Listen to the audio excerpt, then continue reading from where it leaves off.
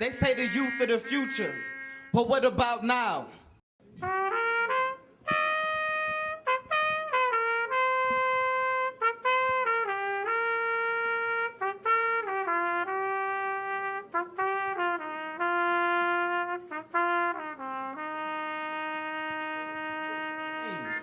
It's time to be justified for what we are worth. And give up the street life before we're laid in the hearse. Start from scratch and help us break this generational curse. But we have to gain power, love, and unity first. It is our hope today that we all become inspired to assist this wonderful model and to grow until we have youth organizers all over this city, and we think it's time for that. It really is time to bring TE to scale in Rochester. Back in 1992 in Boston, at the height of gang violence, it was the right time for teen empowerment to begin. That year, our first group of TE youth organizers put together a youth peace conference and conflict resolution process that resulted in a peace treaty between 5 gangs that is held to this day. In 1990, there were 152 murders in Boston. In 1998, there were only 34, including an almost 2-year period where no one under the age of 18 was murdered. This is known nationally as the Boston Miracle, and teen empowerment played a catalytic role in making that success possible. The 2005 group was the second group of youth leaders hired by Teen Empowerment to work on transforming the youth culture of Rochester. When the job of TE Youth Organizer was advertised, I was very motivated to apply. Because in 2001, my brother was murdered on Avenue A at the age of 19. TE helped me redirect my negative energy into a positive outlet of writing speeches and poetry about my life and using my experience to help others understand the consequences of gangs and violence. This not only helped me to heal my wounds, but it also gave me the chance to help hundreds of other teens who were inspired by my story. But it is important to understand that TE is based on an effective model developed over the past 35 years. It works in many places because there's a methodology for how we recruit, hire, and train youth to organize their peers in their own neighborhoods and around difficult issues they face. There are methods for how we design productive agendas and facilitate daily groups, help youth organizers manage their own behavior and turn their lives around, all while they're designing successful initiatives that impact hundreds of their peers. Through this work, Teen Empowerment helped me develop skills I didn't know I had. I became a powerful public speaker and learned how to organize events and run meetings where youth were given the chance to speak out about their own lives. Through my work with TE, I had the opportunity to meet with Mayor Duffy and advise him on a plan for youth development, which led to the first Mayor Youth Advisory Council. I also had the chance to speak to hundreds of people at a City Hall forum that we organized, which broadcasted live on our news. I would also like to acknowledge the youth that are involved in teen empowerment, because that's what it's all about. It's not about the Rochester Police Department. It's not about other organizations. What it really comes down to is the teens that we're engaged with and that teach us. I grew up in the neighborhood of Broken Hearts in the Sea of Tears in the area known as Jefferson Avenue. If you know about Jefferson Ave, then you have a sense of my story. It's one of many areas of the city that seems like a lost world. When I walk out my door, morning or night, I see people struggling, homeless, drinking, drug addicted, gang involved, or just hanging out, wandering around lost with no hope. I understand this hopelessness. As much as my mother and father tried, and as much as I was trying to improve myself, slowly the environment that surrounded me was pulling me into a trap. Being out on the corner made me feel like a man, like I had a sense of power over my own life. A young person like me makes a commitment to this kind of negative lifestyle, especially when it's right outside your door. It's hard to go back. We needed to be where young people live, and we knew that because that's also another piece of the teen empowerment model, neighborhood-based sites. With the help of Southwest community leaders, We have become a beacon of light and hope in that area, and when we launched our first hiring process last July, over 300 neighborhood youth applied. This model of restoring unused properties into neighborhood hubs of youth activity needs to be replicated in order for us to have a sustained positive impact on youth culture in Rochester. Adding TE sites in the Northeast and Northwest is crucial to our success. The last time I got out of lockup, things seemed so crazy, but I knew I had to get my life together. I saw this sheet of lime green paper hanging all over the neighborhood, advertising jobs for youth. Working as leaders only a few blocks away from my house. That's when I went into teen empowerment. I really liked it because in the group and everything we did made me think about my community, my views on life. I got the job, and just like the streets, when I went in, I went in. Strong.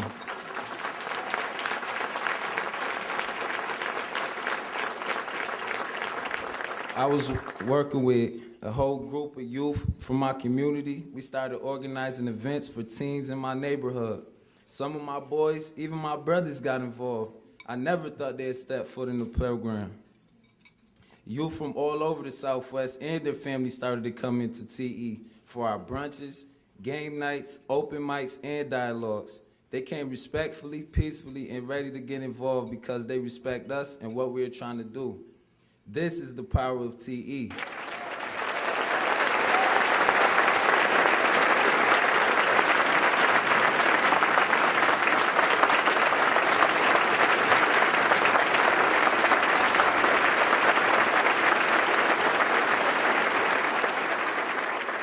Imagine over 50 teens employed year-round, bringing youth and adults together in their communities, building relationships between youth and police, working with the mayor and the city council, and creating an effective force to resolve conflicts and build unity among youth right across the entire city of Rochester. When you think about this, the idea of creating our very own Rochester miracle starts to seem a little more like a possibility. I am now honored to introduce two individuals I have a lot of respect for, adults who came from the same neighborhoods that I'm from, two people who have made it their mission in life to work with youth from some of the toughest backgrounds. These individuals who have worked with me in many ways. Please join me in honoring Ms. Bev Jackson and Mr. Mike Brooks. Teen empowerment brought a little more stability to the Southwest area and bringing its programs to our youth and empowering youth, because that's what it's all about. Empowering them to let them know that they do matter and they do count. And that's what teen empowerment does. Even though we are a community busting at the seams with resources, yet so many continue to suffer. How much longer, Rochester, will we continue as a community to do the same thing, hoping for a different result? Now, don't get me wrong, I continue to face many problems. But teen empowerment has given me the strength, the awareness, and the problem-solving skills to keep working at it until I achieve the goals, that I have set for myself. This message I have for you today is that there is so much more that can and should be done.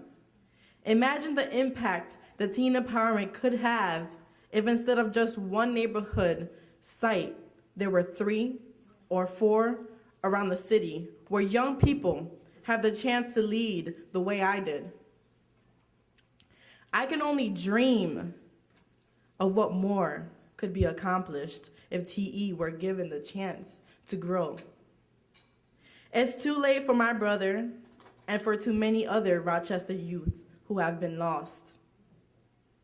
But with your help, we can save many of the lives by supporting the expansion of this incredible, important program. So Rochester needs to develop strong community leaders, and we believe the teen empowerment model is a great model to engage with those young people as we try to improve, the community that we all live in. So our company hopes that our sponsorship today helps bring greater awareness to the Teen Empowerment Organization And we encourage all the individuals and organizations that are here today and our fellow sponsors to really think about teen empowerment as you think about your community contributions and the organizations that you are going to support. Because we've really seen some great success in this organization, and I think you got a sense for all the passion that exists in this organization and the great work that they do. It's a truly huge honor to be able to introduce a woman who has believed in us since the beginning, who continues to contribute time, resources, and ideas to teen empowerment year after year. We're all truly grateful for her vision and leadership, and it has opened the doors for youth leadership in this city. Please join me in welcoming and honoring Jennifer Leonard as I present her with the Champion for Youth Leadership Award. Since the Community Foundation was formed nearly 40 years ago, our donors have made possible more than $285 million in grants. But among those most precious to me are the grants we have made to assist the Center for Teen Empowerment's programs and mission. Because it's time. It's time for hope. It's time for young people to find their strengths and follow their passions. It's time for police and teens to talk straight with each other about how it feels to be disrespected on the streets. It's time for young people to voice their fears and frustrations so that they can free their potential. It's time to maximize our most precious resource, human capital, our youth. And it's time for you to help support the mission of the Center for Teen Empowerment so that together we can continue to build the momentum citywide and excite the imagination and expand the possibilities for our youth. And let's not speak on minds, because the smartest person I know was labeled a criminal at the age of 9, and now he's 19 doing time. And we graduate from high school only to realize that college is even harder when you gotta sell your soul for some knowledge. And only 5% of us are ready to go, and it's the youth fault, didn't you know? Society blamed them, rather put them to shame, gave them serial numbers and replaced of their names, but TE came. Showed our young males that jail was not an option. Gave our females the support they need to succeed and reach dreams that were deemed impossible. Allowed them to discover their talents and gifts, which allowed their leadership to shift, giving our community the ultimate facelift. And even though in Rochester there is only one, I can only imagine if there was none. They say youth don't want to change or even form unity. Then why did 300 apply for jobs just in our Southwest community? We are like a beacon of light in our neighborhood, bringing light to those who were once misunderstood. But we need more, so much more, to achieve the goals that we are fighting for. We need support. We run in groups, having family meetings, and even showing up in court. And TE only has 2 full-time staff. We need financial donations to last and grow and continue to show that our youth are not what they say, but they are lights burning now and for future generations paving the way. Thank you.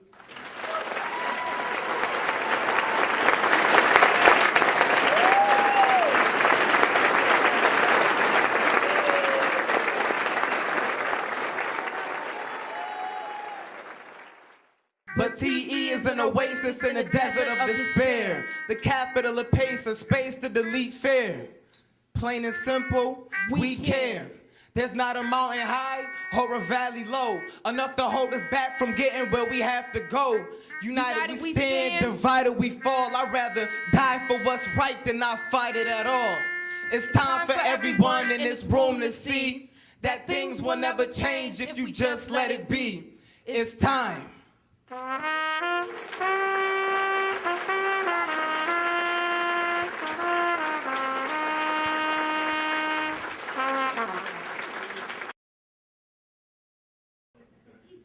Teen empowerment, wow.